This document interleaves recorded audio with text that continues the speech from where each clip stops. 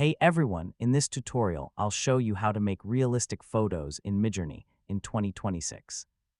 So, if you want your AI-generated images to look more like real photographs instead of digital artwork, there are a few techniques that can make a huge difference. First, sign in to your Midjourney account and open the image generation workspace. Once you're ready, start with a clear and detailed prompt. Next, describe the main subject as specifically as possible. Instead of writing something simple like a woman, try adding details about age, clothing, facial expression, hairstyle, and environment.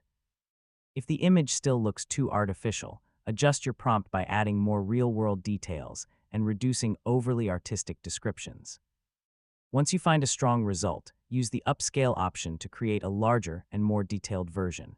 This can improve image quality and make realistic features stand out even more.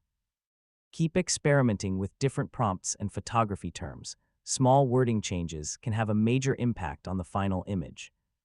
Finally, save your best prompts and reuse them as templates for future projects. This will help you create realistic AI photos more consistently over time. And that's it. That's how to make realistic photos in Midjourney in 2026. Thanks for watching, and I'll see you in the next tutorial.